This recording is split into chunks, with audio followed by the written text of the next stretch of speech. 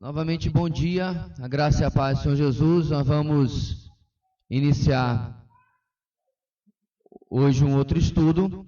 Semana passada nós terminamos aquela série, aquele ciclo sobre família. E hoje nós vamos falar sobre um assunto necessário, já muito explorado, que é evangelismo, ok? Algo que nós já, com certeza, tratamos em N ocasiões e nunca é demais nós olharmos mais uma vez sobre esse assunto. A semelhança de outros estudos, irmãos, eu vou precisar do pessoal voluntário aqui, que já está aí na frente para ajudar na leitura. Gustavo. Pois é.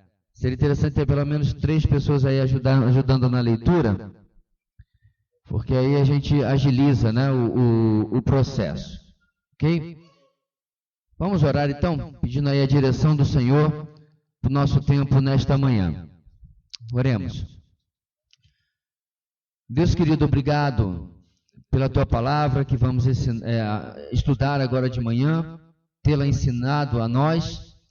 Obrigado, Deus, pela oportunidade de podermos com liberdade, ó Pai, nos reunir ao redor da Tua palavra e pedimos que o Senhor nos ajude, nos oriente, para que nós possamos, ó Pai, não apenas obter conhecimento, mas também agir com resposta àquilo que a Tua palavra vai nos falar nesta manhã.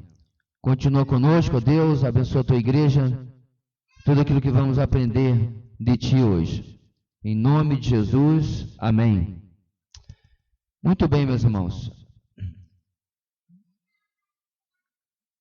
Primeira coisa que nós queremos falar, meus irmãos, sobre evangelismo é explorar a seguinte pergunta: pregação do evangelho, mandato ou escolha?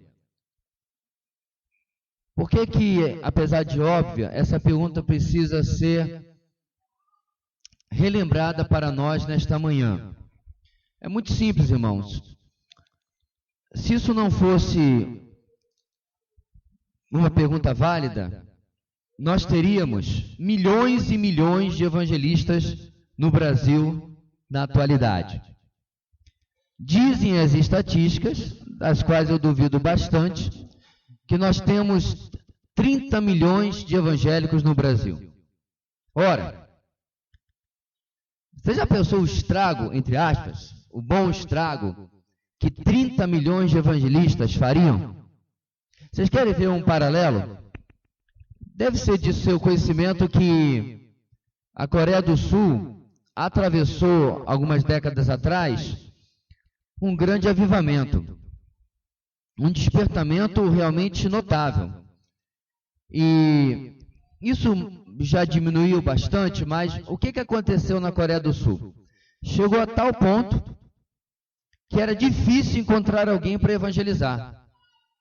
Era difícil encontrar alguém que nunca tivesse ouvido do Evangelho, porque era muito crente, passando por um avivamento, e uma das marcas de um avivamento é a proclamação do Evangelho. Não é marcha para Jesus, não é pula-pula, não é rave evangélica, rave gospel, não. É santidade, arrependimento, proclamação do Evangelho. E aí o que acontece? Eles experimentaram isso eu ouvi de quem já morou lá. De que chegava a um ponto em que as pessoas estavam um pouco saturado, porque era o vizinho, era o colega de trabalho, era o parente, todo mundo atrás do mesmo pecador. Ora, se nós estivéssemos, como infelizmente alguns cantores gospel gostam de falar em show,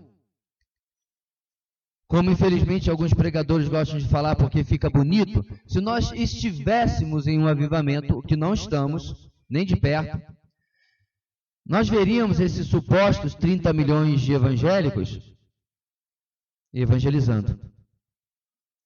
Nós experimentaríamos uma saturação da pregação do evangelho. Você estaria lá na sua casa, na sua família, aí chegava o seu parente, comentando do seu colega de trabalho. E aí ele comentaria do seu colega de trabalho e falaria, poxa, é um no trabalho e eu tenho o outro lá na faculdade, só sabe falar de Jesus. E aí ele lembra de você, que é cristão também, não vai você também me começar não. Nós teríamos essa grande expansão de proclamação. Então, meus irmãos, eu creio que a pergunta é pertinente. Pregação do Evangelho, mandato ou escolha? Porque, meus irmãos, se é um mandato, nós não temos escolha. Se é um mandato, nós não temos nem o que perguntar. Nós temos apenas que obedecer. Então, está um pouquinho abafado, pelo menos para mim. Estou meio que já forçando a voz aqui. Então, os textos são óbvios, mas é importante nós examinarmos esses textos e lembrarmos a nós mesmos o que eles dizem, ok? Quando o texto for projetado lá, a gente vai ler junto. Acho que melhorou, não sei. Quando não tiver projetado, a gente vai pedir que alguém aqui na frente nos ajude aí na leitura, ok? Vamos ler juntos, irmãos, Mateus 28, diz assim a palavra do Senhor. Então Jesus aproximou-se deles e disse, foi-me dada toda a autoridade nos céus e na terra. Portanto, vão e façam discípulos de todas as nações, batizando-os em nome do Pai, e do Filho, e do Espírito Santo, ensinando-os a obedecer a tudo que lhes ordenei. E eu estarei sempre com vocês até o fim dos tempos. Esse é o versículo mais conhecido. Esse é aquele mais batido. É o famoso, em outra tradução está assim, né? Esse é o famoso ide.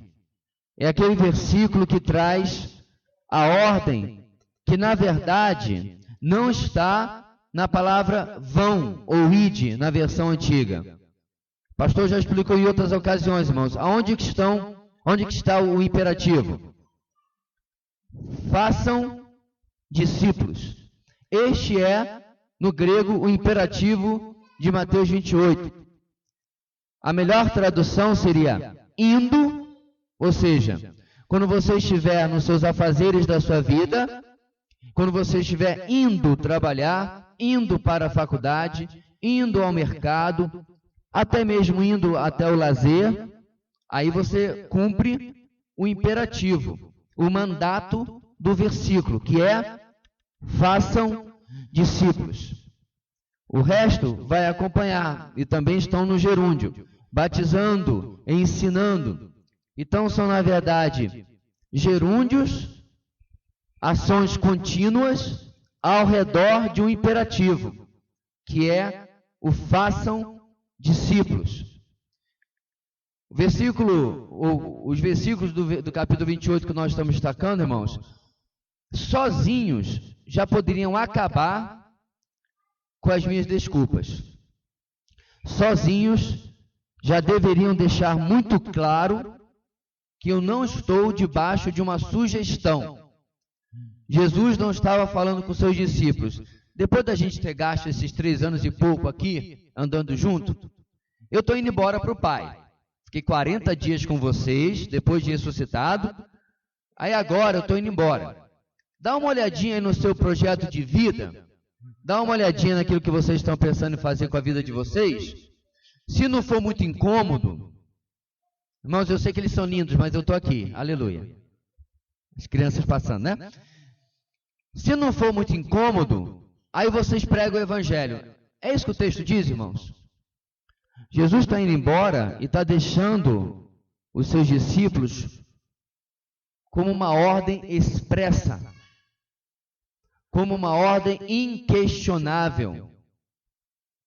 Eu gastei os últimos anos aqui com vocês, preparando vocês para exatamente esse momento. E a prova disso, irmãos, é que a gente vai explorar bastante o livro de Atos. Nós vamos ver que eles obedeceram a isso aí. Eles não fizeram uma reunião para debater. Vamos debater aqui o que o Senhor quis dizer com aquele vão e façam discípulos. Eles não fizeram uma conferência teológica, eles não fizeram uma conferência missionária. Um pastor amigo meu disse que o grande problema dele com conferência missionária é que se confere muita coisa, mas se missiona pouco. Ou seja, o que ele quis dizer? A gente confabula, né? Aí tem, às vezes, a entrada das bandeiras dos países, dos estados, aí se passa vídeo do campo missionário, aí o pessoal faz peça de teatro, o pessoal chora, mas fica nisso. É muita conferência para pouca missiologia. Eu não acho que isso se aplica sempre em todo caso, mas eu entendo a frustração dele. Porque muitas vezes, irmãos, a gente é muito bom para debater as coisas. Mas quando vai para a prática, diante de um texto tão claro, a coisa não se configura como deveria. Próximo evangelho, vamos lá. Marcos 16:15.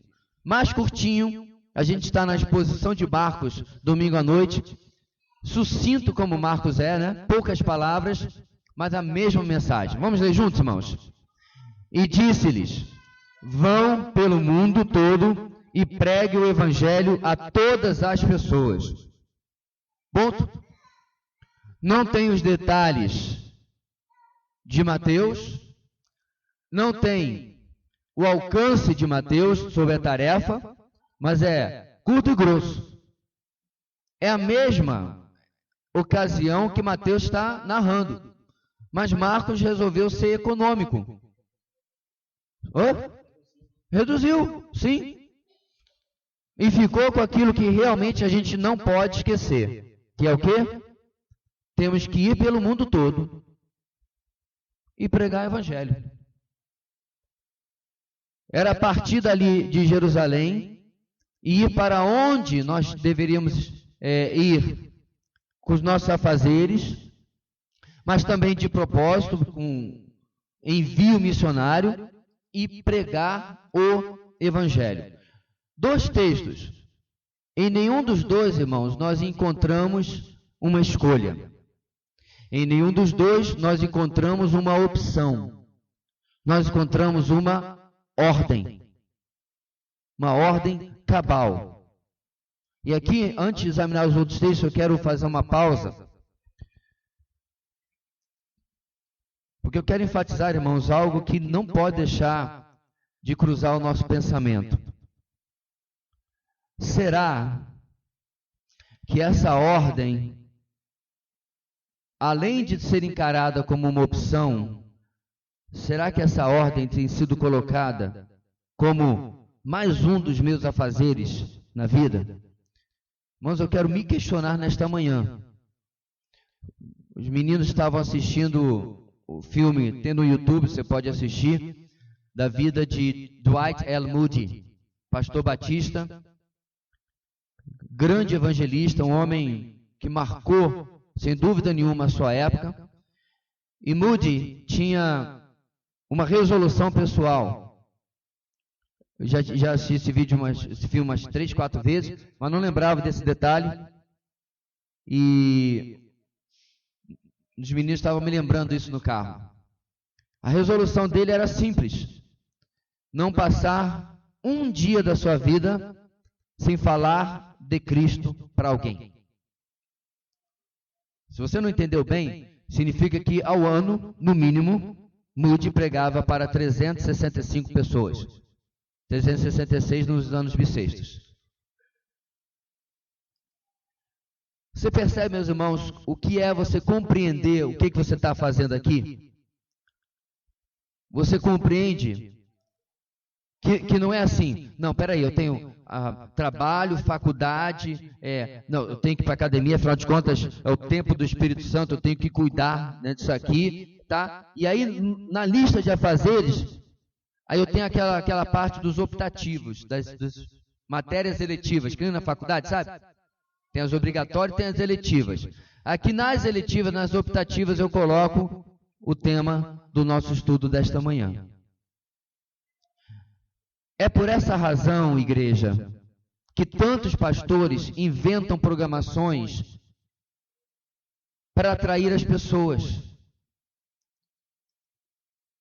ao meu ver, não justifica. Eu estou explicando apenas.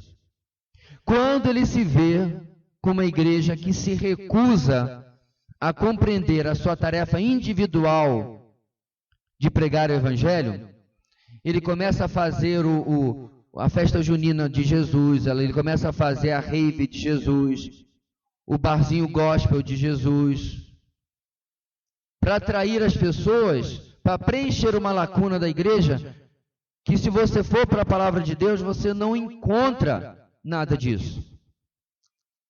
Pode procurar. Não, pastor, é porque eles estavam sob perseguição. Irmãos, número 1, durante os dias do Novo Testamento, eles não estavam em perseguição o tempo todo. Número 2, é só você examinar a história da igreja, em épocas em que a perseguição praticamente cessou,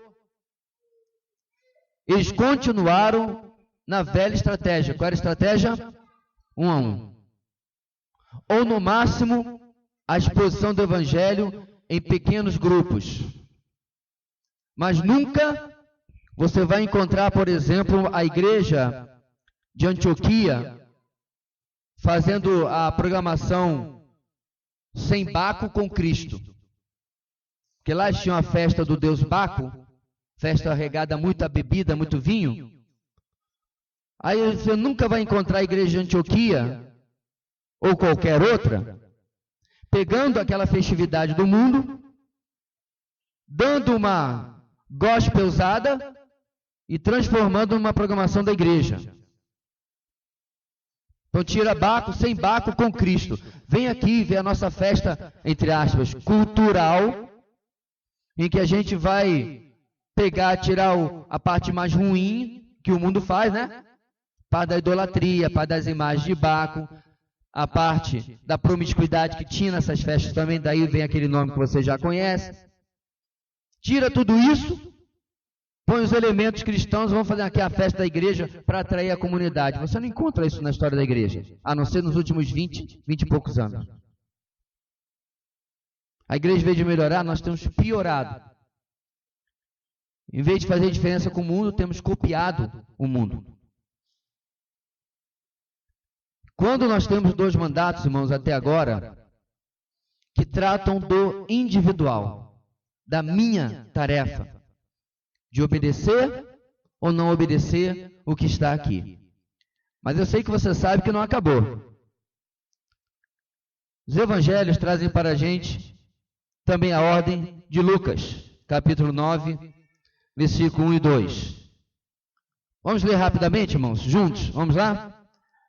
Reunindo os 12, Jesus deu-lhes poder e autoridade para expulsar todos os demônios e curar doenças, e os enviou a pregar o reino de Deus e a curar os enfermos.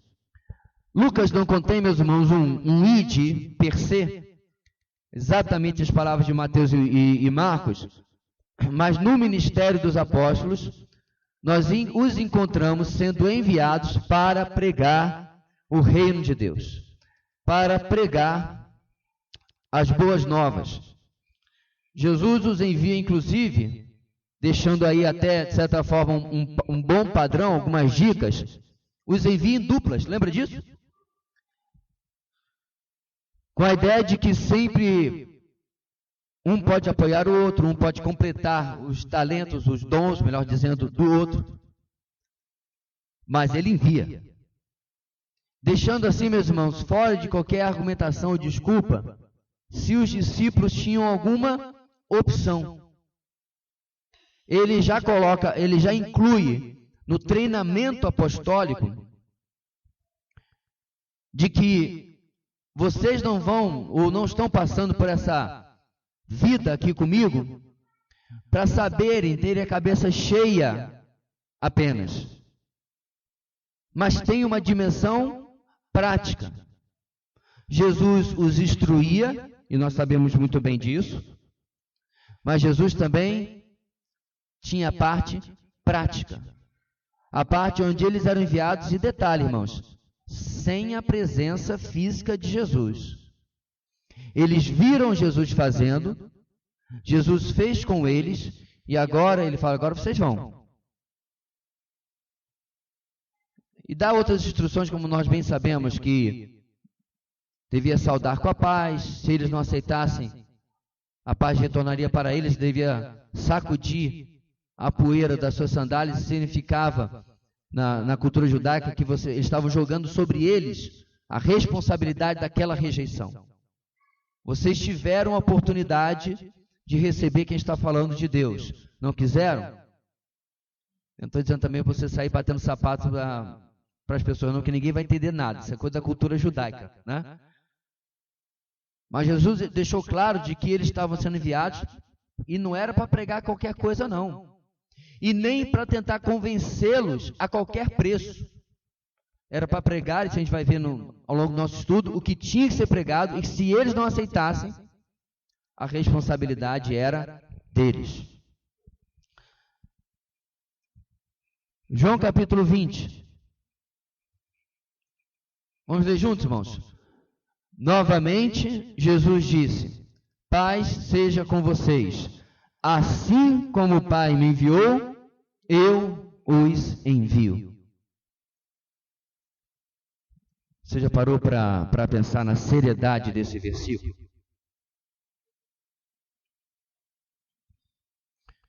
Assim como o Pai me enviou, eu os envio. Eu não me recordo agora se foi David Livingstone ou outro desses grandes nomes de missões, que disse que Deus tinha apenas um filho e fez dele um missionário. A ideia aqui, meus irmãos, em que Deus enviou Jesus da mesma maneira nós somos enviados, não é absolutamente na obra redentora de Cristo. É claro que não. Nós não estamos indo para o mundo ou ao mundo para executar nenhuma obra redentora, porque ela já foi executada. Não tem nada a mais a ser feito, ela está completa. A ideia é que nós somos representantes do nosso Senhor. Somos embaixadores que possuímos uma mensagem. Mensagem que não pode ser corrompida, mudada, alterada, personalizada ao meu bem querer, ao meu bel prazer. E como o projeto saiu do Pai e o Filho executou, o projeto agora sai das mãos do Filho para que nós possamos executá-lo da forma como Ele entregou. Eu quero que você perceba, meu irmão, que não é uma noção complicada que nós estamos falando nesta manhã. Seria tão interessante trazer aqui um monte de coisas elaboradas sobre evangelismo. Eu, em preparação desse estudo, topei com uma tal de escala de Engel, que tenta analisar o grau de rejeição até o grau de aceitação e a conversão das pessoas. Eu falei, mas que trem complicado. Para que essa complicação toda? Eu nunca encontrei na Bíblia dizendo assim, vai e analise o estágio de rejeição que as pessoas estão e prega o evangelho de acordo. Prega o evangelho, está aí. Se tal conceituações fossem indispensáveis, irmãos, o Senhor teria colocado na sua palavra. E é tão interessante que cá estamos nós, convertidos, e eu não me recordo, pelo menos daqueles que eu alcancei, de ter ficado fazendo uma análise de escala de rejeição. Deixa eu ver como é que onde é que fulano está. Porque na verdade, meu irmão, nós podemos usar toda a sabedoria que Deus colocou na nossa cabeça, toda a argumentação que Ele já nos deu, e o coração daquela pessoa continuar empedernido, duro, e não aceitar aquilo que a gente fala. Porque a obra de salvação, a nossa parte é só pregar. E Deus usa, meus irmãos, às vezes as coisas mais simples, ou as proclamações mais simples, para alcançar aquela vida. Como a conhecida história do eletricista que estava lá fazendo a instalação do tabernáculo metropolitano de Londres, novo templo da igreja que Charles Spurgeon pastoreava. E aí pediram que o pastor fosse até o microfone e testasse o som. que devia com certeza ser bem inferior a um som do século XXI. Charles Spurgeon só chegou no microfone e disse: eis o Cordeiro de Deus que tira o pecado do mundo. Aquele eletricista foi para casa, deve ter pego a charrete ou o bonde, e aquela frase, única frase, a frase de João Batista, ficava ecoando na sua cabeça, uma única frase. E quando chegou em sua casa, convencido pelo Espírito Santo, ele se ajoelha e se converte. No próximo culto ele está presente e ele comunica a Charles Spurgeon ou a alguma pessoa da igreja o que havia acontecido. O que eu quero? Qual é o meu ponto aqui, irmãos?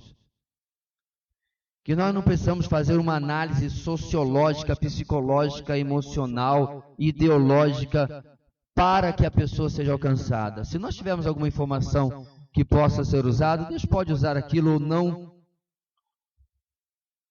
Pregue o Evangelho. E o resultado virá na medida que Deus vai agindo na vida das pessoas. Eu quero que use o microfone, senão eu estava vendo a semana passada, ficou umas lacunas muito ruins. Pode fazer, não tem problema não, mas precisa usar o microfone, senão não sai na gravação. Pastor, eu tenho uma curiosidade. Diga. Hoje, quando a gente vai falar de Jesus, além de tu falar de Jesus, tu tem que quebrar o conceito que ele tem, que a gente está falando para espírita, macumbeiro, todo tipo de religião. A minha curiosidade é, no tempo, nessa época de ir de pregar o Evangelho, que os apóstolos, os discípulos foram falar de Jesus, será que naquela época era melhor, era mais fácil a aceitação? Porque será que tinha, como hoje, espírita, religiões em geral, será que naquela época tinha ou era mais fácil? Porque não tinha e ali eram as boas novas e era fácil, era boa aceitação. Porque hoje tu tem que falar de Jesus e ainda tu tem que quebrar os conceitos, ou preconceitos. Ótima pergunta. A gente vai tratar disso no estudo, mas eu já quero antecipar, minha irmã, que eu não acho que era mais fácil. Uma coisa, eu acho que a dificuldade era diferente apenas. Uma coisa é você ter que mudar os conceitos errados de um Jesus cultural, que é como no Brasil, de um Deus cultural, tá? Outra coisa é você ter que falar de Jesus a quem não sabe nem quem é Jesus. Acredite. Pregar no interior da China, da Índia, ou de um país muçulmano fechado, é muito mais difícil, ao meu ver, na minha mentalidade, como brasileiro, tá? No meu costume, na minha habilidade de evangelizar, do que para mim evangelizar lá. Porque eles não sabem, pastor, nós estamos no século XXI. Você sabia que esse país tem o seu próprio calendário? Para eles, 2016 é uma referência para se relacionar com o resto do mundo. Os judeus têm o seu próprio calendário, estão no ano 5000 e blau. Os chineses têm o seu próprio calendário. O mundo muçulmano tem o seu próprio calendário. Eles usam o calendário ocidental porque eles têm que acompanhar quando é que vai ser a próxima Copa do Mundo. Mas quando perguntados, ele é um negócio de uma religião deles. Eles não sabem quem é Jesus. E aí você tem que explicar. Agora, no nosso contexto, você vai ter que consertar, dentro da mensagem, os preconceitos e as más concepções que as pessoas têm da fé. Por exemplo, fé. É por isso que eu não gosto daquelas plaquinhas de internet, irmãos, que dizem assim, a fé lhe leva a novas alturas. Que fé? Fé em quê? Porque o brasileiro tem fé num monte de coisa. Para o brasileiro, irmãos, para o Deus cultural do Brasil, o importante é ter fé. Você já viu lá? Você está na feira, tem um cara com um raminho de arruda aqui? Isso é muito comum lá no Rio de Janeiro, aqui também é. Está com um negocinho de arruda, ele está espantando o quê? Mal olhado.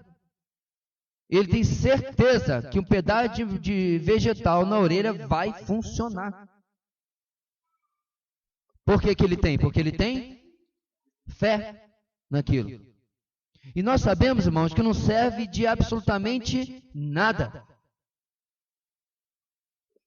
Outro dia eu fui numa loja que tinha uma imagem na parede, preste bem atenção, católica. Do ladinho tinha uma imagem do Zé Pilintra, que é da macumba.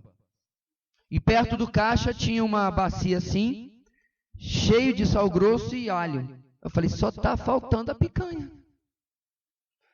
Mas ele está dando tiro para tudo quanto é lado. Se o Santo Católico não me ajudar, o Zé Pilintra fecha aqui a minha loja, né, das coisas ruins. Detalhe é que o Zé Pilintra já é o coisa ruim. Ele não sabe. E se nada disso der certo, os vampiros não chegam porque está cheio de alho aqui, sal grosso e sei lá o que mais que vai. Essa é a concepção, porque o importante é ter fé. E meu irmão, o que eu estou querendo dizer aqui, irmã e irmãos, é que você deve corrigir certas más concepções, mas em última análise, você pode fazer um tratado teológico e mostrar para essa pessoa porque de A mais B até Z, o porquê que aquele conjunto de coisas que ele acredita não dá certo. E a pessoa vai ficar com aquilo que ela acredita. Eu já tive essa conversa, esse embate, esse debate N vezes. Eu nunca fechei a minha porta, por exemplo, no Testemunho de Jeová. Mas a lavagem cerebral impede que ele ouça uma palavra do que você está falando. Você prova por A mais B de que é um absurdo você crer numa coisa que não tem sustentação histórica, não tem sustentação no grego, a tradução deles é toda adulterada, e eles insistem. Irmãos, em grego 1, você derruba a tradução deles de João capítulo 1, versículo 1. No princípio era a palavra estava com Deus e a palavra era um Deus. Não tem um. Mostrei para eles na porta da minha casa. Falei, olha, eu não preciso nem lá dentro pegar. Acessei o meu Novo Testamento grego aqui no celular. Falei, olha, aluno de grego 1, com um mês de aula, já sabe a regra do artigo em grego. E aí você prova, tá vendo só? Você desconstrói aquilo que ele acredita. Deus pode usar isso, irmãos? Pode. Mas dizer que é isso que vai convencer o coração daquela pessoa, que vai quebrar a dureza daquele coração, é dar crédito demais à nossa argumentação. E esquecer que a obra principal é do Espírito. Eu antecipei um pouco, mas a gente vai tratar disso um pouco mais no conteúdo da nossa pregação. Tá? Seria interessante o microfone, senão... Fé é pensamento positivo, ok. Eu concordo, e é uma das alternativas que eles dão ao que é fé, né? É você, inclusive, tem gente que deve ter um conceito quase nulo de Deus e tem essa, entre aspas, fé, ok? Então, irmãos, quatro versículos, leva lá o microfone, 4 versículos que tiram completamente a nossa argumentação. Qual a resposta para a pergunta lá em cima? Pregação do Evangelho, mandato ou escolha? Mandato. Ordem. Não é escolha. Você não pode dizer não é meu ministério. Não, pastor, meu negócio é tocar.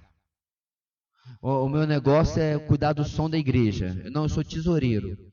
Não, aí o pastor diz, não, meu negócio é ensinar. Irmãos, do zelador ao pastor,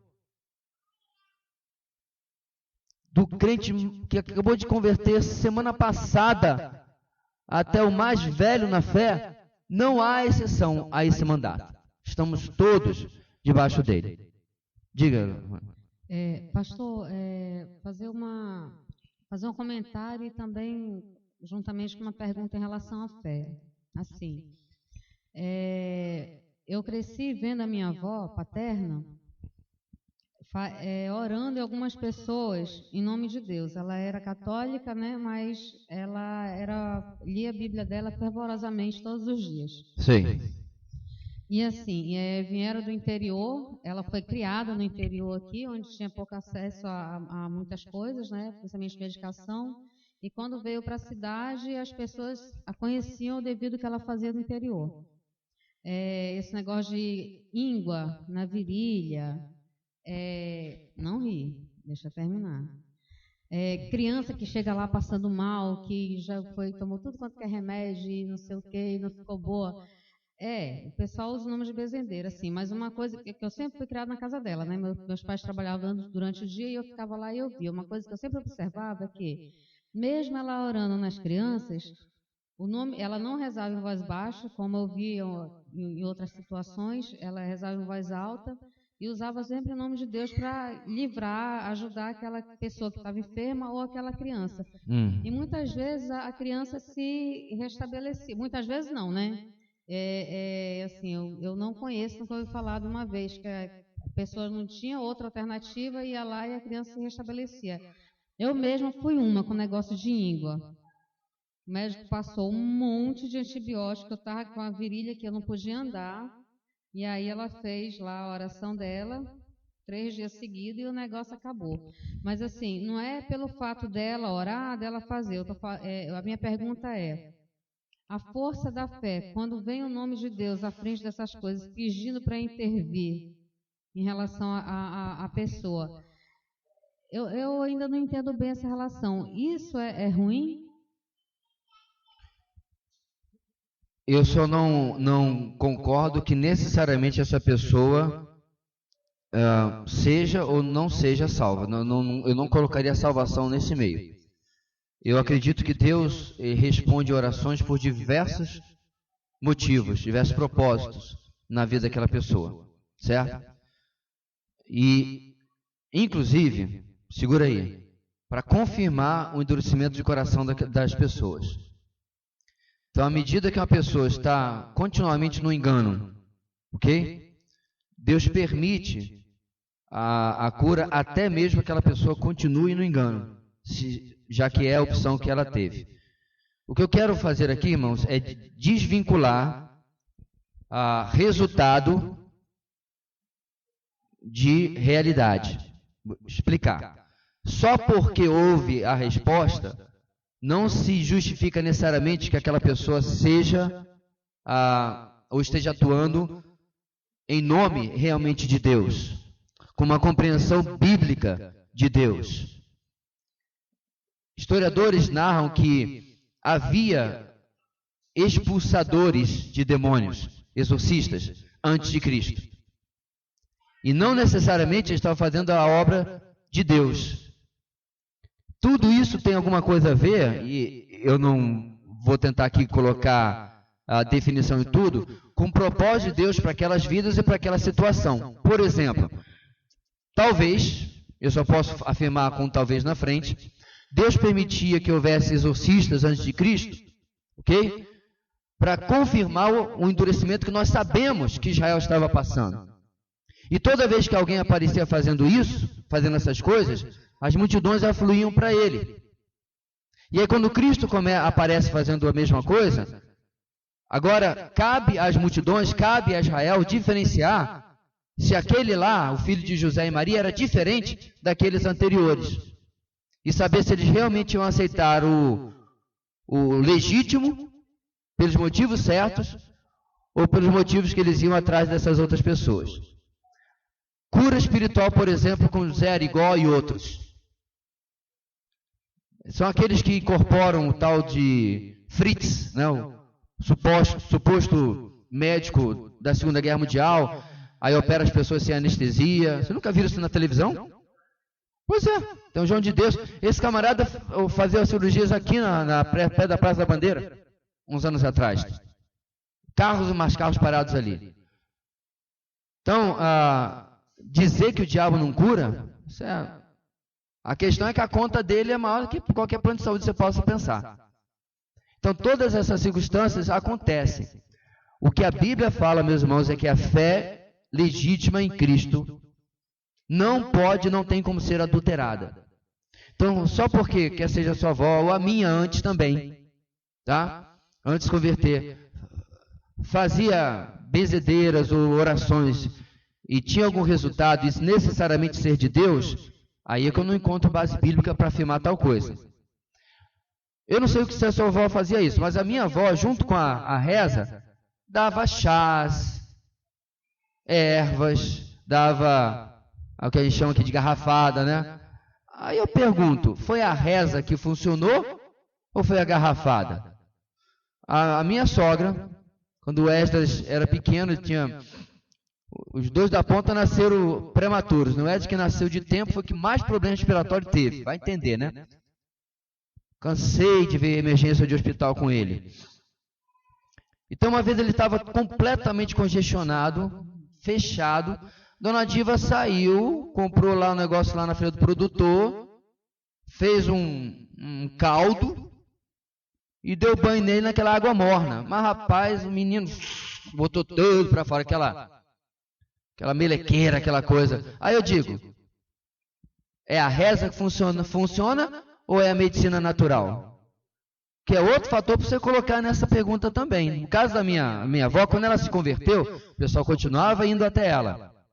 Aí ela falava, não, meu filho, mas eu não mexo mais com isso. Eu sou de Jesus. Acabou.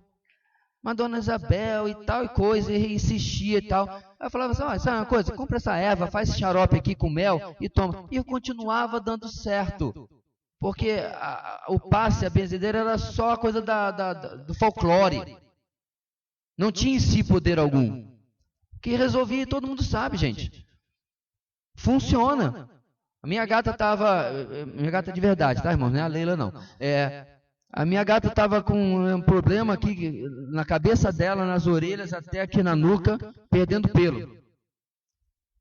E aí até conversei com a veterinária, passou um remédio, um pouquinho... Carinha, grana estava curta, melei na copaíba, passei um ungir.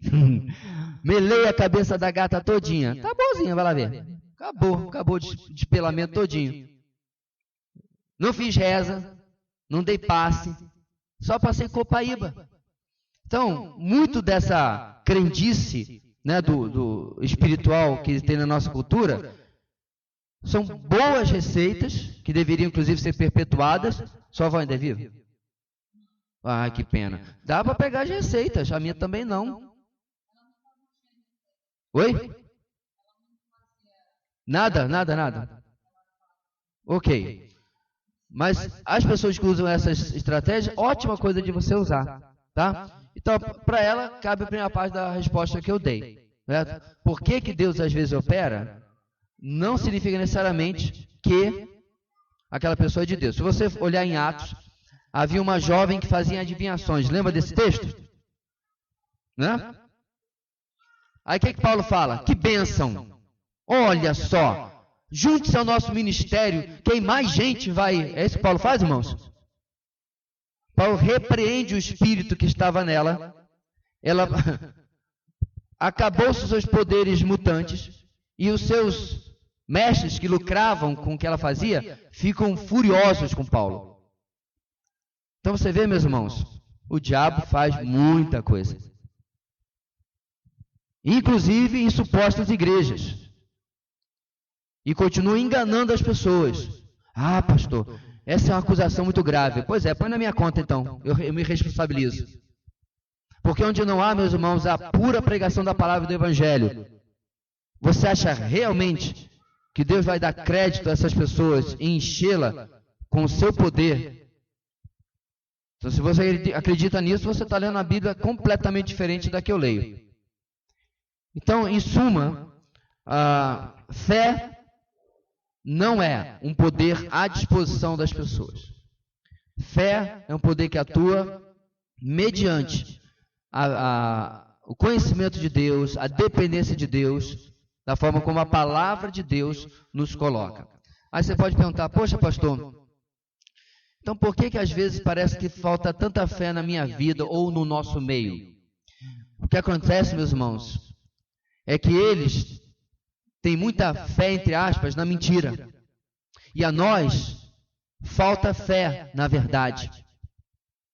Vamos voltar para o nosso tema? Não me envergonho do Evangelho, pois é o poder de Deus para a salvação de todo aquele que crê. Aí, as igrejas inventam o circo para poder alcançar, entre aspas, as pessoas. Sabe para mim o que é isso, meus irmãos? Uma declaração pública de que eu não acredito no poder do Evangelho. Ele precisa da minha ajudinha. Ele precisa do meu evento, da minha programação. Senão as pessoas não vão ouvir. Isso é grave, irmãos, muito grave. Porque a gente fala uma coisa, mas vive outra. Ah, pastor, mas não tem evento. Então eu acredito no poder do evangelho? Você prega? Porque se você olha para o seu colega de trabalho, ou de escola, e diz, não, fulano é muito difícil, você não acredita no poder do evangelho. Meus irmãos, nós estamos repetindo palavras ditas por um dos homens mais difíceis que o Novo Testamento já retratou a conversão, que é o apóstolo Paulo. Se você já leu o Novo Testamento todo, no mínimo, você vê quem era Paulo. Era um homem tão frio. Irmãos, Paulo era do Estado Islâmico da época. Eu acredito que Paulo só não matava as pessoas porque os romanos proibiam os judeus.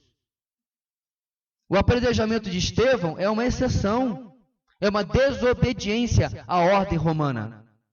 Os judeus não tinham mais autoridade de de executar penas de morte. Ou você não lembra que eles responderam a Pôncio Pilatos que nós não podemos. Os romanos nos proibiram isso. Eles entregam Jesus para ser julgado por Pôncio Pilatos porque eles não podiam executar a Jesus. Então, com a execução de Estevão, a exceção, Saulo faz o que ele faz. Arrasta as pessoas de casa, prende as pessoas e executa o juízo de Deus. Agora, veja bem, o seu colega de trabalho, o seu colega de faculdade, é igual a Saulo, como Saulo era? Ele é difícil como Saulo era? Ele é um opositor do evangelho como Saulo era? Ah, pastor, mas aquele cara lá é mulherengo, só gosta de beber, de mulher. Não, pastor, mas aquela minha colega lá é uma piriguete, é vaidosa, só está atrás de homem para ser sustentada. Aí eu digo, meu irmão, você realmente acredita que o evangelho é o poder de Deus? Nós tínhamos um diácono lá no Rio de Janeiro. Hoje deve estar bem mais idoso, né? 70, quase 80 anos. Mas ele era um senhor de 50 anos, grandão, sabe? Aquele cara que você vê que foi forte a vida inteira. Aí eu descobri qual era a história dele. Na Ilha do Governador, de 30 anos atrás, ele andava a cavalo. Com a arma aqui, ó. Valente. Comprando briga, botando medo nas pessoas. Até que um pastorzinho de 1,60 m e pouco o parou na rua sem saber se ele era valente, se deixava de ser valente, se tinha arma, se tinha cavalo, tinha tudo, e pregou o evangelho para ele. E esse homem se converte. Aí eu falo assim, nós estamos falando da mesma pessoa quando me contaram o testemunho dele. Um homem doce, um homem de sorriso franco, aberto, um homem que gostava de abraçar as pessoas. Eu falei, nós estamos falando da mesma pessoa? Ele falou, é. Diz, inclusive, que ele talvez fosse matador, não sabe confirmado não. Não me envergonhe do evangelho, pois é o poder de Deus para a salvação de todo aquele que crê. O dunamis, poder de Deus. Mandatos. Não temos, irmãos, diante dos textos aí, então, nenhuma escolha para nós. Qual é o resultado do enchimento do Espírito Santo? Esse segundo tópico, meus irmãos, é porque hoje em dia, especialmente na igreja brasileira, ou pelo menos na igreja ocidental, isso é algo muito interessante. Ontem eu vi um vídeo em que as pessoas pulavam numa festa techno, rave, ali evangélica. Luzes, e o cara lá girando aquele prato lá, sei lá como é que é. E supostamente aquilo é uma demonstração de enchimento do Espírito. Para quem já andou nesses ciclos, como eu já andei, você vê as coisas mais variadas. Determinada vigília que eu estava uma vez, as pessoas estavam no meio do corredor, abraçando a barriga, caindo na gargalhada. Supostamente elas estavam sendo visitadas pelo Espírito Santo com a unção do riso. Ou então elas estavam simplesmente caídas no chão. É a famosa unção do cai-cai, né? Receberam uma oração e fica lá caído. Numa outra igreja que eu fui, um camarada durante cerca de 10 minutos, a igreja tinha 5 corredores, era bem grande. 3 do meio e os do canto. Durante 10 minutos, ele rodava esses corredores com os braços abertos, fazendo... Para mim ele estava fazendo aviãozinho, mas disseram que ele estava voando no espírito. Ele não saiu um palmo do chão, o que seria com certeza algo tremendo, né? Já pensou? Se ele literalmente decolasse, aí eu ia começar a dizer assim, ó, meu amigo, ou é Deus ou é o diabo, porque ele é que não é. Mas não, ele só estava imitando um aviãozinho. Mais engraçado eram as crianças, que achavam que ele estava de brincadeira, e 2 ou 3 iam atrás, fazendo a mesma coisa. Macaco vê, macaco faz, né? Oi? É a esquadrilha já virou a esquadrilha já. Aí eu perguntava assim, mas meu irmão, ele não atrapalha o culto? Mas a gente não pode julgar, irmão, porque é o espírito. Ah, tá. Graças a Deus, irmãos, que eu nunca fui numa igreja que tivesse uma coisa tipo unção da nudez, e alguém dissesse assim, não pode julgar. Vai que é o espírito. Ué, se a gente começa no absurdo, a gente pode, né? Absurdum infinitum, até onde vai. Mas o que a palavra fala sobre o enchimento do espírito? Especialmente no livro de Atos, irmão, nós vamos ver uma aplicação completamente diferente. Atos 2, 4, depois a parte B do versículo 11. Vamos ler juntos, irmãos? Todos ficaram cheios do Espírito Santo e começaram a falar noutras línguas, conforme o Espírito os capacitava. Nós os ouvimos declarar as maravilhas de Deus em nossa própria língua. Qual é o grande problema, meus irmãos, do movimento pentecostal? Ele lê esse versículo aí e ele diz assim, ele presta atenção, a ênfase da leitura deles é a seguinte: todos ficaram cheios do Espírito Santo e começaram a falar noutras línguas. E aí o resto é resto. O grande problema, meus irmãos, é que eles ignoram no texto que Jerusalém estava lotada de estrangeiros. Primeiro fator para uma exegese correta desse texto. Lá, entre o versículo 4 e o 11, eles mesmos vão dizer, estamos aqui, partos, medos e fulano de tal lugar, baianos, e nós estamos com goianos e gente de tudo quanto é lugar, tchecoslováquia, não tem isso lá não, tá, irmãos? Fosse hoje, gente de tudo quanto é lugar. E aí ele diz, como então nós, a última parte, os ouvimos declarar as maravilhas de Deus em nossa própria língua. Então perceba, meus irmãos, o dom que se manifesta ali, ele é instrumental, ele não é proposital. Ele é um meio, não um fim. Ok? É muito diferente. Ele é um microfone, ele não é a voz. Ele é um meio pelo qual Deus usou, em que os primeiros discípulos falaram em diversas línguas, porque Jerusalém estava tomada de pessoas de diversas nações. Quem eram essas pessoas? É a festa do Pentecoste, certo? 50 dias depois da Páscoa. E eles vieram para comemorar porque eles eram gentios, não eram judeus, mas eram do judaísmo. Eles haviam se convertido à fé judaica. A fé em um só Deus estava atraindo pessoas de fora do judaísmo. E eles foram lá. Só que é mais ou menos como hoje. Tem muito muçulmano, mas que não fala uma palavra de árabe. Aí ele tem que ler o Corão na sua língua. Se você for nos Estados Unidos, você encontra milhões de muçulmanos que não...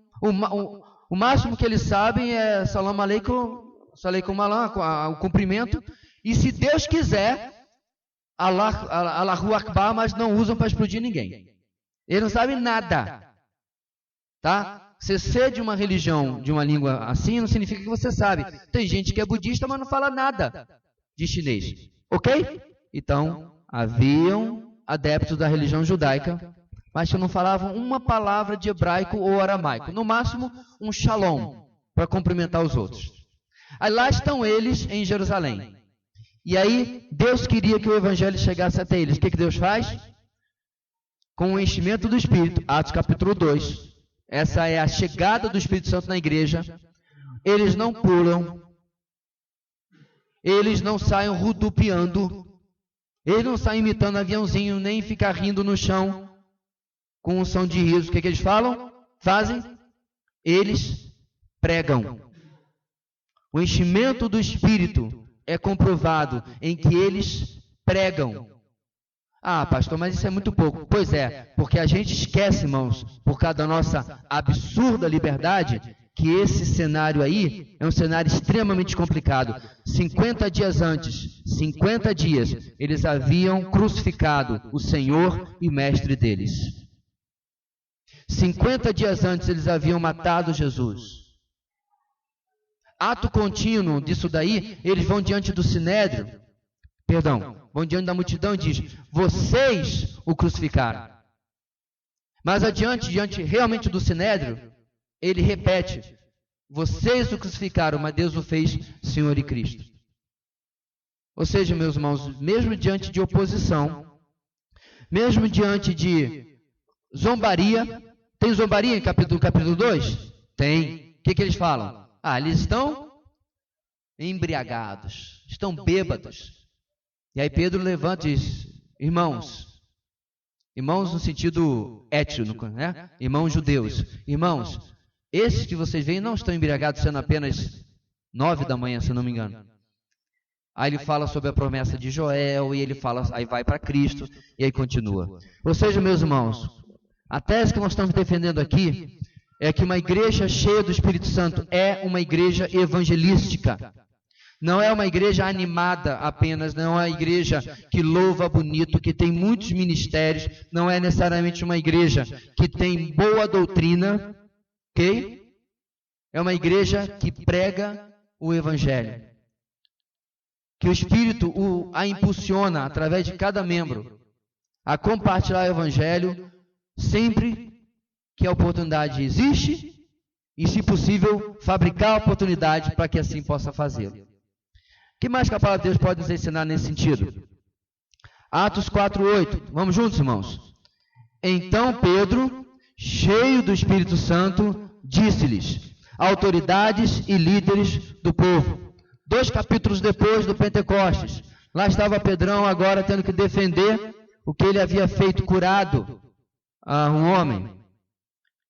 E aí, irmãos, é interessante como Lucas registra esse aposto ali, entre vírgulas. Vê como você pode retirar essa frase e continua sem nenhuma alteração. Olha lá. Então Pedro disse-lhes: autoridades e líderes do povo. Esse aposto, irmãos, é a nota do narrador, é a nota de bastidores. É a nota que nós possamos compreender que Pedro está diante daqueles que mataram a Jesus, com confiança, com coragem. Não é porque ele de uma hora para outra ficou valente. Não é porque de uma hora para outra ele perdeu o medo da morte. Não é isso. O enchimento do Espírito fez Pedro avaliar: a minha vida tem menos valor do que falar para essas pessoas aqui. Não é agora, e Pedro vai levar bons anos ainda para morrer, inclusive crucificado também, mas ele poderia perder a vida ali.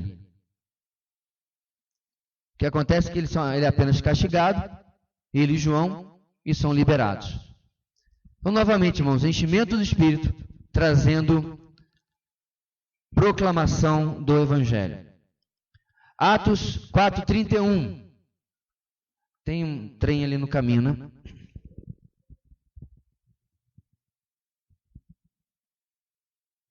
Tem outro.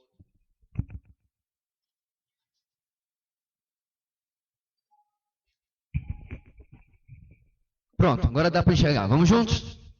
Depois de orarem, tremeu o lugar em que estavam reunidos, todos ficaram cheios do Espírito Santo e anunciavam corajosamente a palavra de Deus.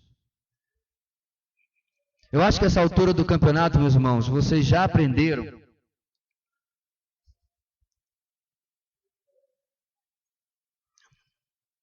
vocês já ouviram, já guardaram que a palavra de Deus não é uma seleção de noções e frases jogadas. Há um objetivo.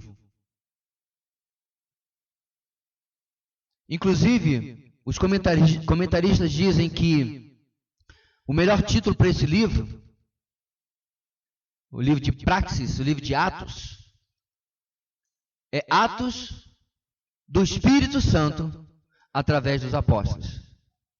Esse seria o melhor título completo desse livro, que é o que o Espírito Santo está fazendo.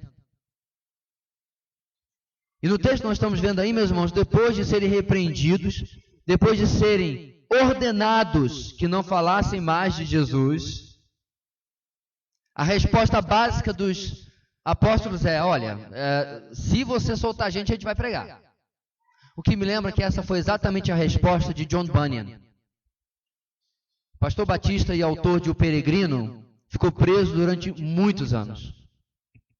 E aí, quando a situação dele amainou, as autoridades, os encarceradores perguntaram: Sr. Bunyan, nós podemos lhe soltar, o senhor se compromete a não mais pregar? Porque qual era a questão, meus irmãos?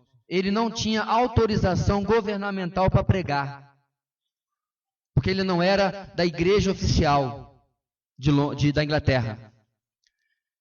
E aí era proibido a ele pregar publicamente, que a religião tinha que acontecer dentro da igreja, dentro da permissão e da esfera.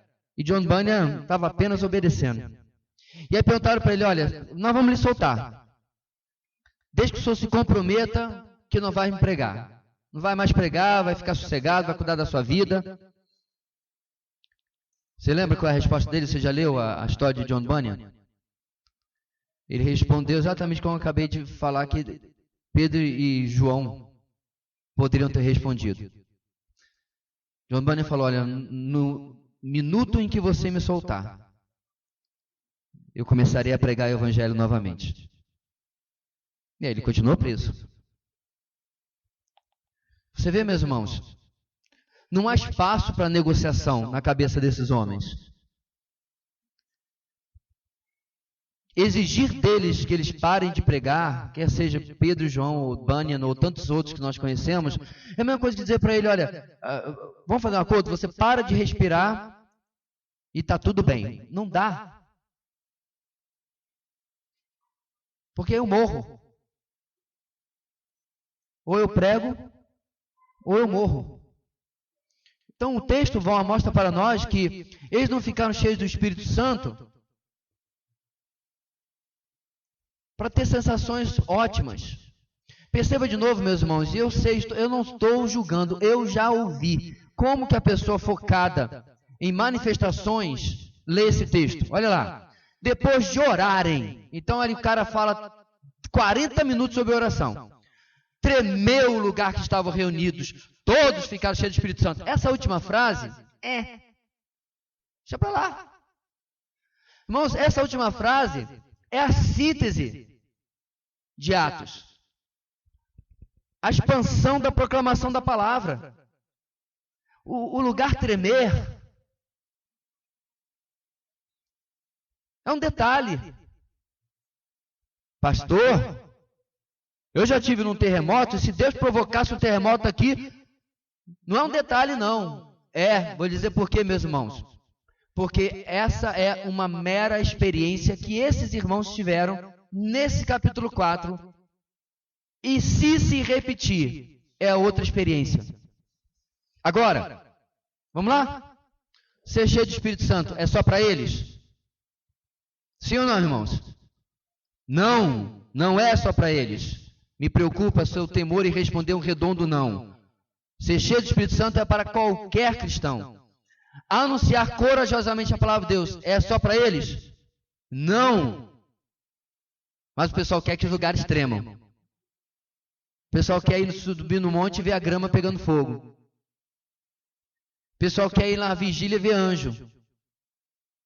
O enchimento do Espírito, meus irmãos, o objetivo central, o texto confirma, é a proclamação do Evangelho, da Palavra de Deus.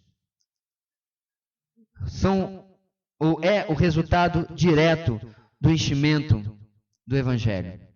O enchimento do Espírito Santo, a proclamação do Evangelho. E aí fica para nós o questionamento, igreja.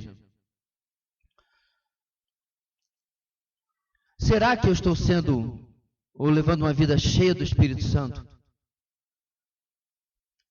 Ou será que a obra do Espírito tem sido bloqueada na minha vida, impedida?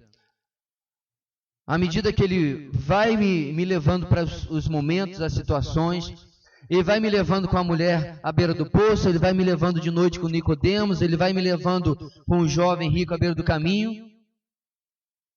E com a mulher do poço eu comento apenas da quentura do dia e como que a água está em escassez por causa da falta de chuva. Com Nicodemos eu comento com ele que, rapaz, que noite linda, estrelada. E com o jovem à beira do caminho eu pego um empréstimo. Ele é rico. Enquanto que o nosso Senhor, em cada uma dessas circunstâncias, Ele pregou o Evangelho. O grande detalhe é que com a mulher, inclusive, Ele provocou a situação para poder pregar o Evangelho. De certa forma, com o jovem rico também. Apenas Nicodemos é que vem com ele com a pergunta clara: como posso ter a vida eterna? A qual é uma pergunta muito rara das pessoas nos fazerem. Mas nosso Senhor, meus irmãos, não perdia as oportunidades. Não há dúvida de que ele era cheio do Espírito Santo, claro, nele habitava a plenitude do Espírito. E aí você vê na vida de Jesus, meus irmãos, o foco em fazer aquilo para o qual ele foi chamado.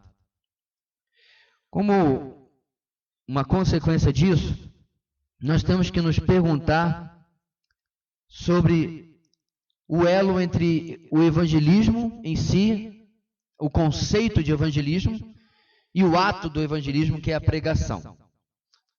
Michael Green, um escritor, disse: a pregação é talvez o meio mais comum de compartilhar a fé com aqueles que ainda não a têm. Ele escreveu no livro muito bom chamado Evangelismo e a Igreja Local. Você pode estar estranhando assim, mas tem outro meio? Tem. Livros, folhetos, filmes.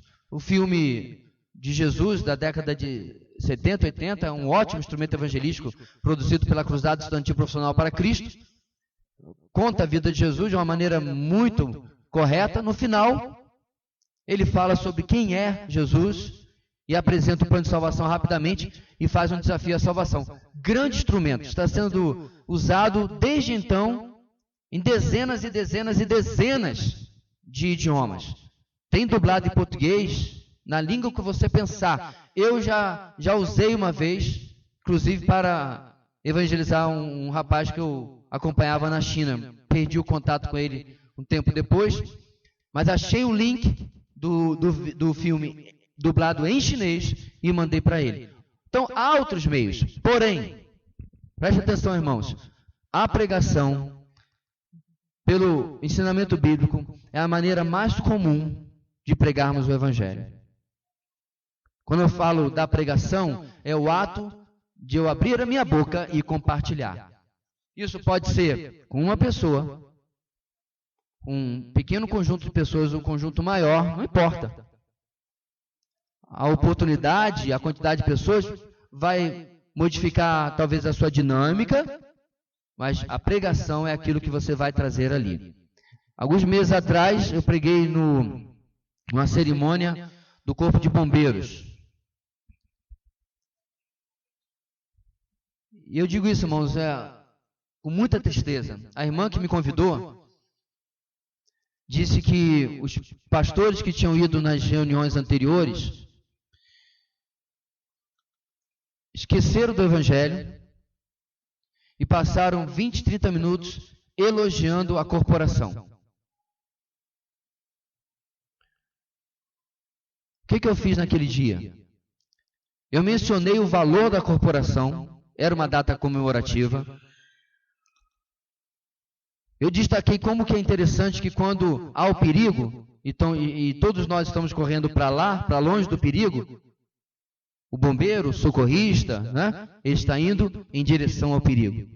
Quando as torres do 11 de setembro vinham abaixo e as multidões fugiam, os bombeiros iam para os escombros para tentar salvar alguém. Oi? E muitos morreram, inclusive, quando a outra desabou em cima deles. E aí eu fiz a ponte para o Evangelho. Sobre como a morte e o pecado são catástrofes que nenhum ser humano adianta correr em direção a eles para tentar resolver absolutamente nada. Porque todos nós que corremos em direção a eles vamos ser soterrados por eles. E o preço a se pagar não é apenas uma morte física. E aí eu falei do verdadeiro Salvador. E aí eu disse, muito superior, me permite, a todos vocês bravos bombeiros. Porque ele fez algo que nenhum de vocês nem eu podemos fazer. Irmãos, tão simples. Você chegar ali e não ficar bajulando homens. Eu fiquei triste quando aquele irmão falou que os colegas chegaram lá, passaram 20, 30 minutos elogiando apenas a corporação. Esqueceram de algo importante. Pouquinho importante, né? De que a maior parte daqueles homens ali, apesar de terem homens de valor, profissionais importantes na nossa sociedade, estão perdidos, sem Deus e sem salvação. Ou seja, meus irmãos, a pregação, ela não pode ser algo que diante da oportunidade eu questiono se eu faço ou se eu não faço. A oportunidade existe, eu prego. Ela não existe, eu a causo, eu a produzo, para que eu possa pregar o Evangelho. Testemunho e obras são importantes, mas a pregação é fundamental. Um grande problema com muito cristão, e a razão pela qual ele não prega o Evangelho, é porque ele ou ela tem um péssimo testemunho. Era mais ou menos como você ter vergonha de indicar um creme dental enquanto você sorri e a sua boca está lotada de cáries. Faz sentido isso? Eu vim aqui hoje fazer um seminário sobre como fazer uma boa escovação e divulgar esse novo produto aqui. E aí eu dou aquele sorriso e o meu sorriso está cheio de cárie. Você acha que alguém, meus irmãos, vai ficar para a palestra ou vai comprar o produto? Vocês já repararam? Olha a propaganda de creme dental. Dentes dos atores, né? Absolutamente perfeitos. Eu já não podia ser. Nunca ia fazer uma propaganda dessa. E olha que eu escovo os dentes várias vezes por dia. Mas não importa, porque eu não convenço. Como aquele sujeito lá com aqueles dentes perfeitos. Então, meus irmãos, eu sei que o conceito é simples e é óbvio, mas será que não é verdade na sua vida?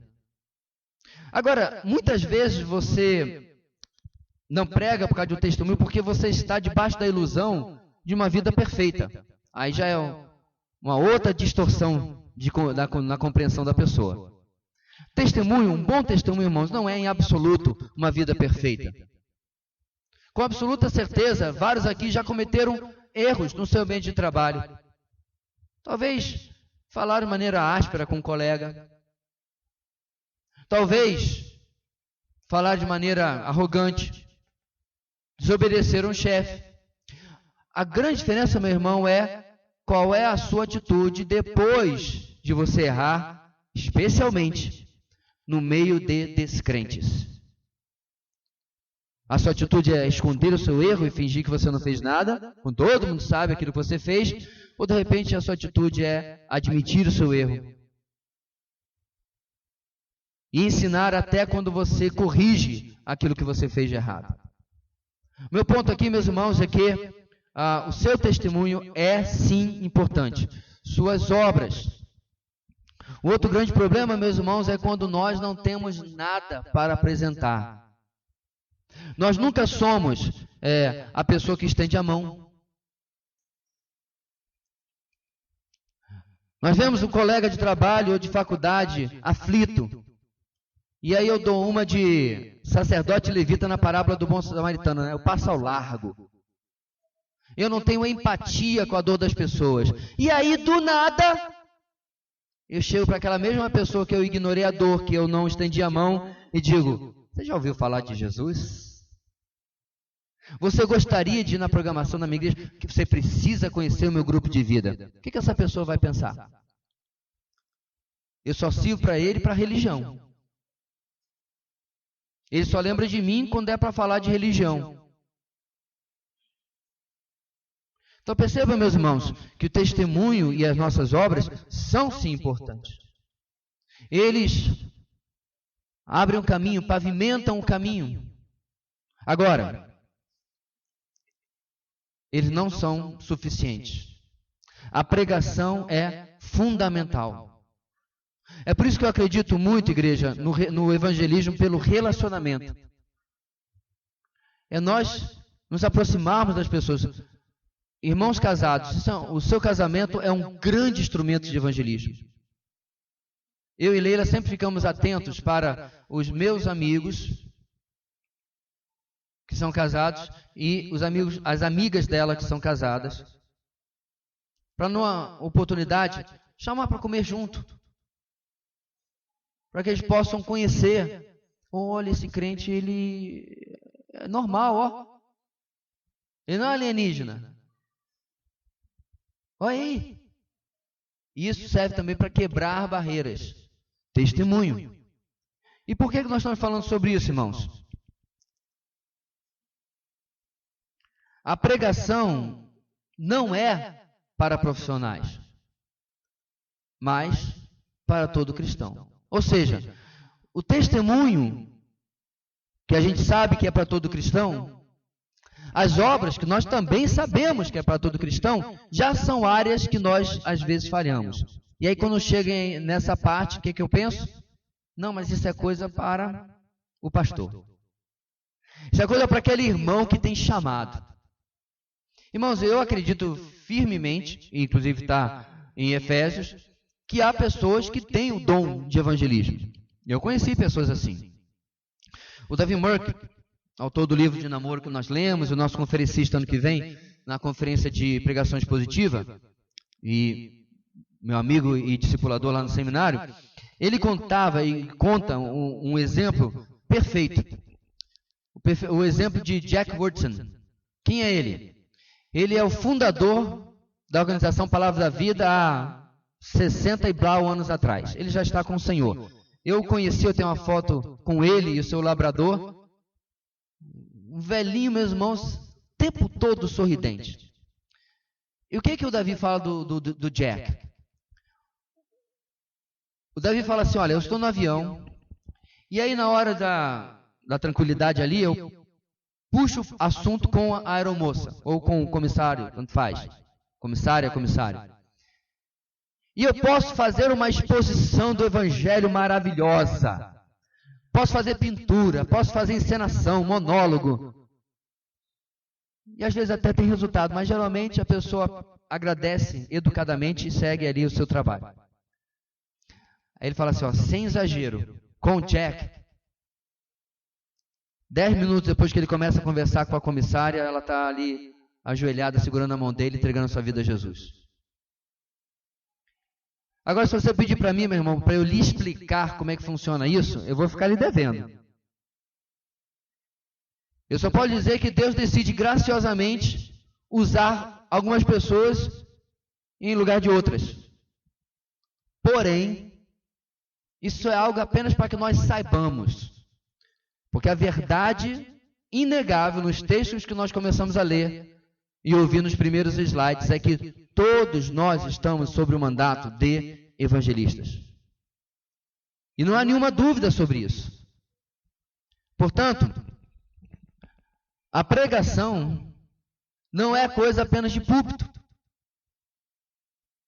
Você pode até colocar assim, pastor, não, eu realmente não fui chamado para o ensino, a exposição da palavra. Ok.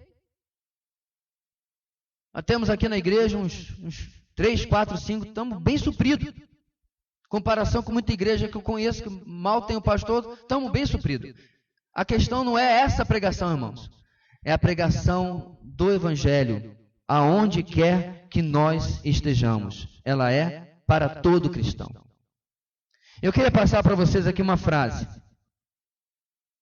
Analise a frase. O que ela diz? Pregue em todo tempo, se necessário, use palavras. Essa é uma frase, meus irmãos, que já atribuíram a tanta gente que eu nem arrisquei colocar aí. Uns já disseram que era de Francisco de Assis, outros já disseram que era de Agostinho, outros já disseram que era de sei lá quem, e até de John Wesley, e assim vai. O que vocês acham dessa frase, irmãos? Certa ou errada? Pregue em todo tempo, se necessário, use palavras. Oi? Certo, errado? Quantos acham que está certo? Levante uma de suas mãos. Quantos acham que está errado? Levante uma de suas mãos. Ok?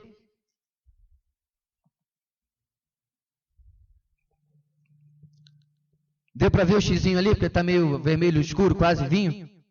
Ela está errada. Eu queria muito conhecer a obra que quem quer que seja o verdadeiro autor dessa frase diz, o contexto em que ele a diz. Porque essa frase isolada, ela está extremamente errada. Aonde que está o erro dela?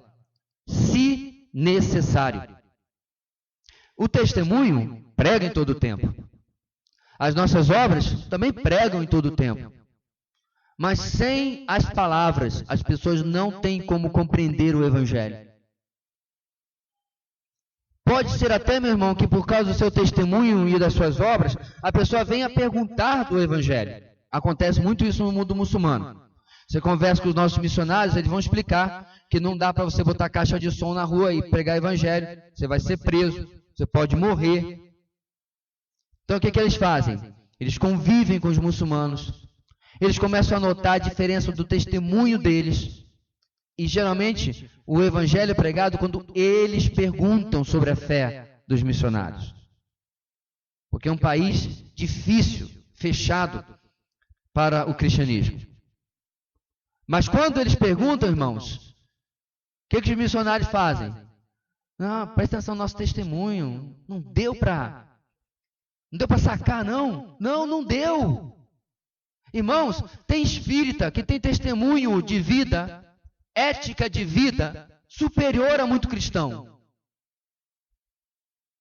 Especialmente porque ele acredita que ele precisa ser assim, senão ele não reencarna melhor, ele está pagando dívida. Ele pode cantar aquela música, né? Tô pagando preço. Ele está pagando preço mesmo. E vai pagar a vida inteira e nunca vai quitar a dívida dele. Então não é, se necessário.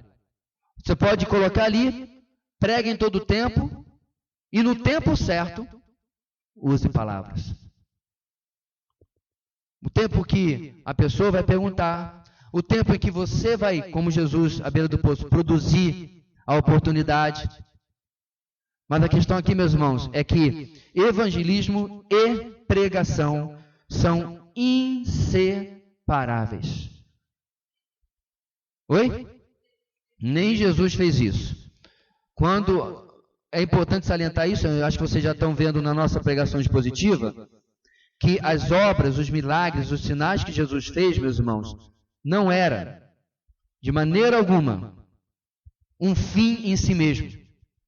Os seus sinais, curas, milagres, eram para revelar a Ele como Messias e para autenticar a sua pregação.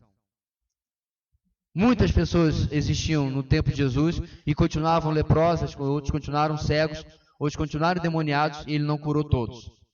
Certo? Esse não era o objetivo primário da sua missão. Talvez se Cristo tivesse ficado calado e só fizesse as obras, ele não teria sido colocado na cruz, né? Eu tenho absoluta certeza que ele não seria. Se ele tivesse só curado, certo? Ah, maravilha. O problema é quando ele abre a boca e diz: ai de vocês, fariseus hipócritas. O problema é quando ele abre a boca e diz: certo homem viajou e deixou a sua terra arrendada. E aí mandou mensageiros e os arrendadores mataram os mensageiros. E aí ele disse: vou mandar meu filho, e respeitarão o filho. E eles disseram: eis aí o herdeiro, vamos matá-lo e tomar posse. Tem que ser muito lento de raciocínio para não deduzir como os fariseus deduziram. Senhor, está falando da gente? Então, se ele não tivesse aberto a boca e acusado, como ele realmente acusou, se ele tivesse apenas feito os milagres, ele não acabaria na cruz de jeito nenhum.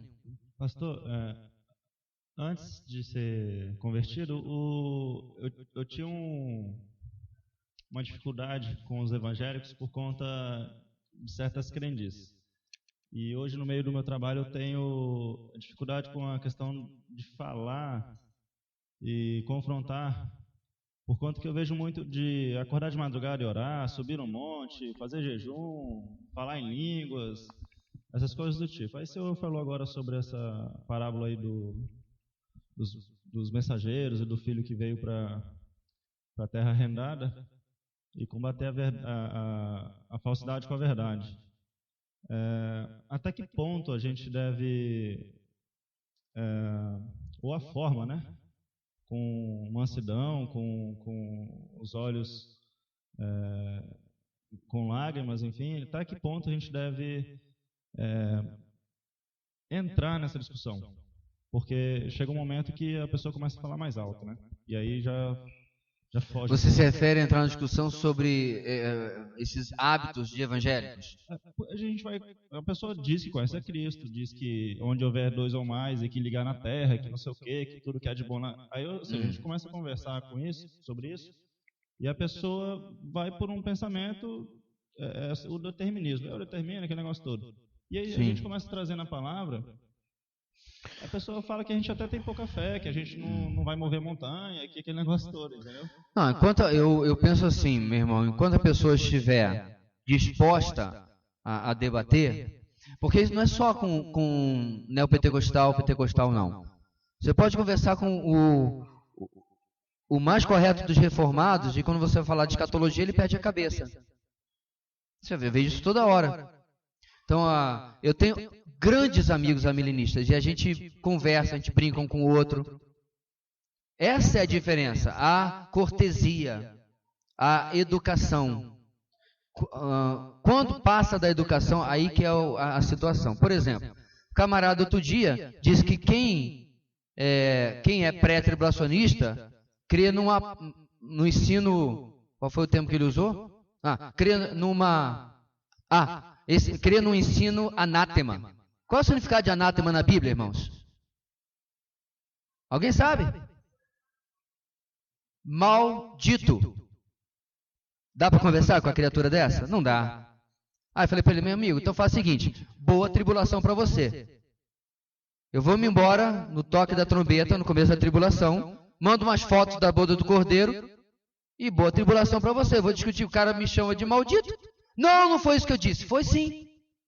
Está escrito aqui. Era um grupo do WhatsApp que eu participava. Você literalmente disse que quem não acredita na escatologia igual você acredita é anátema.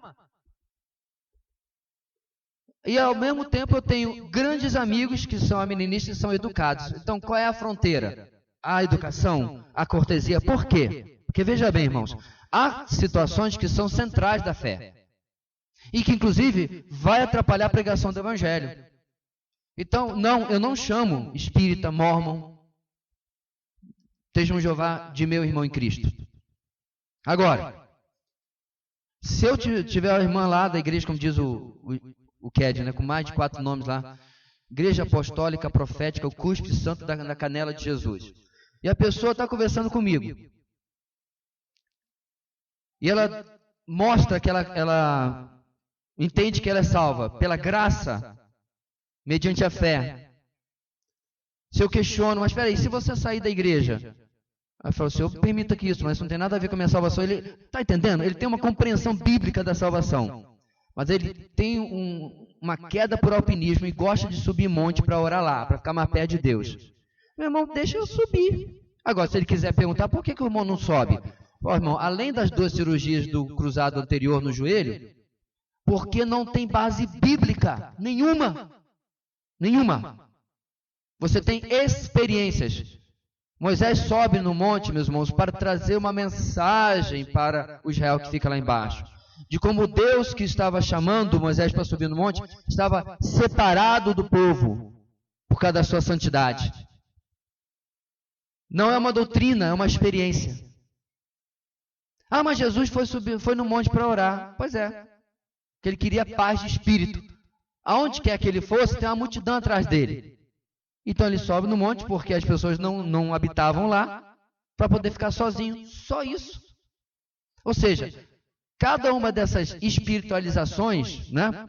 Desculpe aí, mas a alegoria do amilenismo também contribui com isso, essa espiritualizações dos textos bíblicos acabam nessas doutrinas fabricadas. Agora, se a pessoa estiver disponível para conversar. Agora, se não, deixa a pessoa lá. Dias atrás eu tive essa experiência. Contei para os irmãos, estava cortando o cabelo e aí joguei a isca, né? E aí vieram puxar assunto. Aí eu fui biblicamente, irmãos, desconstruindo cada uma das crendices que eles perguntavam. Mas e tal coisa, e tal coisa? Dava para perceber que isso eram pulguinhas que já estavam atrás das orelhas deles. Já estavam começando a questionar isso. Mas tal coisa, pastor, o que você acha? O que a Bíblia diz? Não sei, diz? Não diz. Então, quando a Bíblia se cala, nós nos calamos. Quando a Bíblia fala, nós falamos. Então, se tal comportamento, prática da igreja está na Bíblia, a gente segue. Não está, é invenção de homens. Então, você não precisa se aprisionar com isso. Mas havia o interesse no diálogo. Porque eu acho, meus irmãos, que dialogar, debater com quem não quer, armadilha na qual já caí várias vezes, é uma tremenda perda de tempo. Algumas vezes se justifica quando tem pessoas ouvindo. E você continua a conversa, o debate, em benefício aos outros, que estão interessados em ouvir ou em ler, né? Mas se estou eu e ele aqui, só, tá? E ele não quer saber. E aí já diz, não, mas você é batista, que você não tem o Espírito Santo. Quem já ouviu essa? N vezes. Mas incrível foi ouvir de uma irmã que frequentou a nossa igreja e que me ouviu dando aula sobre pneumatologia 12 anos atrás. E aí se desviou, foi para o mundo tal. Aí quando se reconciliou na Assembleia de Deus. Perguntasse, pastor, batista acredita no Espírito Santo? É dureza ouvir uma coisa dessa, viu? Parece que a criatura não ouviu nada quando esteve no nosso meio. Nada, não aprendeu nada. Então, quer dizer, ela veio perguntar. Ele deu novamente uma aula do que a Bíblia fala. Não devia ter perguntado, porque ela voltou cheia de pulga atrás da orelha, porque tem ouvido um monte de coisa que não tem nada a ver com a palavra.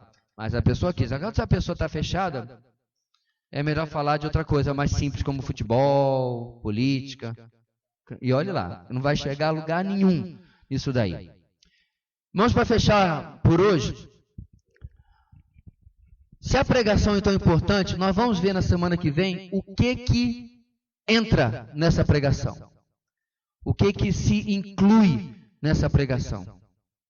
Agora, o objetivo dessa nossa EBD, meus irmãos, e eu estava examinando vários temas, digamos, mais curtos, antes de começarmos um novo material por vários meses. O objetivo, meu irmão, não vai ser curso de evangelismo. Eu não vou chamar você aqui na frente para fazer uma simulação de como você vai evangelizar. Esse não é o ponto, nem o objetivo. O objetivo, meus irmãos, é nos mostrar pelo convencimento da palavra, daquele princípio que nós vimos lá no começo, que estamos debaixo da ordem do rei.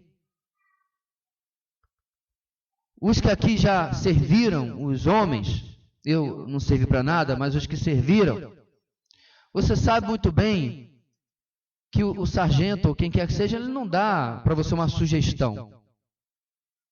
Até quando ele dá uma disciplina no chão, paga 20 para mim. Você não pode virar para o sargento.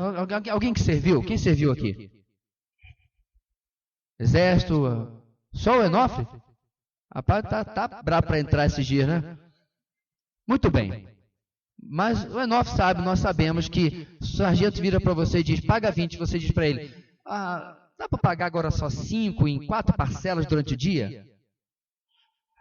Dava, Enofre, para fazer a sugestão dessa pro sargento? Tá engraçado, né? O sargento, com certeza, ele vai virar para você, olha, o que era 20 agora virou 30, quer parcelar de novo? Não tem essa, irmãos. Tudo bem, sai do militarismo. Pessoal lá na tua loja, Leandro, ninguém dá ordem, ninguém briga assim, mas você fala, olha, a gente vai dar uma limpeza aqui na loja hoje, as meninas ficam com as vitrines, os rapazes vão ficar com o chão e o depósito. Aí o camarada levanta a mão lá, Leandro. Olha, chefe, eu sou um pouquinho alérgico. Não gosto muito de lidar com poeira. Eu podia ser escusado, liberado aqui da limpeza? Fica bem ele aos olhos do chefe? Fica não, né? E em casa, irmãos? Se diz ao seu filho ou filha, filha, papai vai sair. Tá aqui uma listinha. Papel contínuo. Uma listinha de coisas aqui para você fazer aqui. 6 páginas de papel contínuo. Papel contínuo, irmãos, é aquele do computador antigo lá. Uma página ia levando a outra, lembra? 6 páginas de papel contínuo com as tarefas para os seus filhos. Aí, olha, eu vou sair, eu e mamãe vamos voltar aqui às 6 horas só, o dia inteiro fora. Quando voltar, eu quero isso aqui feito. Aí chega em casa, aí os filhos chegam assim, então pai, nós nos reunimos numa assembleia, tá na moda isso agora, né? Uma ocupação aqui de casa, fizemos uma ocupação contra essa opressão paterna. E reduzimos essa ficha, essa lista aqui de 6 folhas de papel contínuo a uma apenas, que achamos que são os pontos mais essenciais daqui da limpeza da casa. Rola na tua casa essa democracia? Talvez você que é solteiro e de menor está pensando assim, quando eu for pai, a minha casa vai ser uma democracia. Para você eu digo,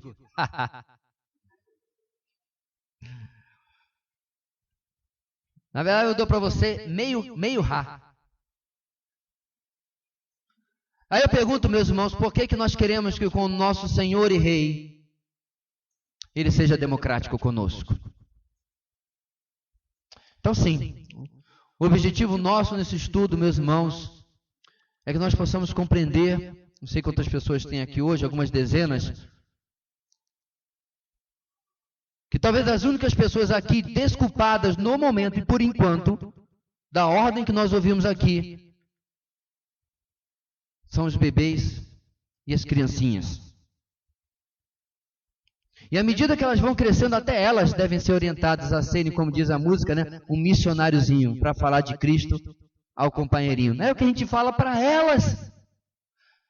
Você já percebeu, irmãos, que se você dá aula no departamento infantil, você ensina uma música dessa e não a pratica, você está fazendo exatamente como os fariseus do tempo de Jesus? Vamos cantar, crianças. Posso ser um missionáriozinho, mas não como a tia, ao companheirinho. Põe a criança para cantar, ou os nossos filhos. E vamos ficar torcendo para que ela não tenha a percepção de olhar para a nossa vida. E perguntar, mas... E ela? E ele? Nós possamos, irmãos, compreender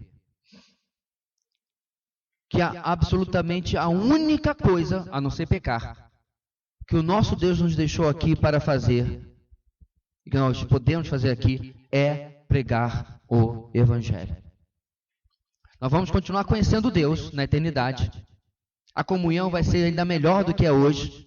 Segundo a tese de um amigo meu, até churrasco vai ter. Não sei. E a vantagem, você não vai engordar. Não sei se a tese dele está correta, mas ele acha isso. Você vai poder louvar com absoluta certeza. Apocalipse é lotado de cânticos, né? Dos mais lindos é o capítulo 15, cântico de Moisés e do Cordeiro. Tudo você vai fazer, menos pregar o Evangelho. Isso se encerra com o final desta era e o começo da eternidade. Nós possamos compreender isso. E semana que vem nós vamos continuar falando sobre o conteúdo dessa pregação. Amém? Vamos orar? Depois da oração, eu queria trazer um comunicado para os irmãos, como eu avisei lá no WhatsApp da igreja, que ia trazer sobre sábado passado. Vamos orar. Senhor nosso Deus,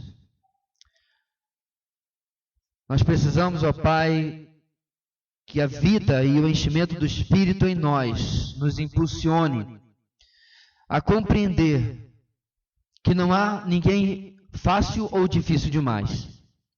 Não há ninguém ruim ou bom demais. Não há ninguém injusto ou justo demais aos olhos dos homens, para que possam ser desculpas a que não preguemos para eles o Teu Evangelho. Ajuda-nos a poder compreender isto e poder, ó Deus, tomar cada pessoa do nosso trabalho, escola ou família como um alvo em potencial. Em oração, estabelecer estratégias para estes alvos e trabalhar, ó Deus, junto com o Senhor, com a pregação simples, pura do Teu Evangelho, da apresentação da pessoa de Jesus para estes. Esta é a nossa oração, ó Deus, nesta manhã. Uma oração permanente sobre a nossa vida e sobre a nossa igreja. Nós oramos no nome de Jesus. Amém.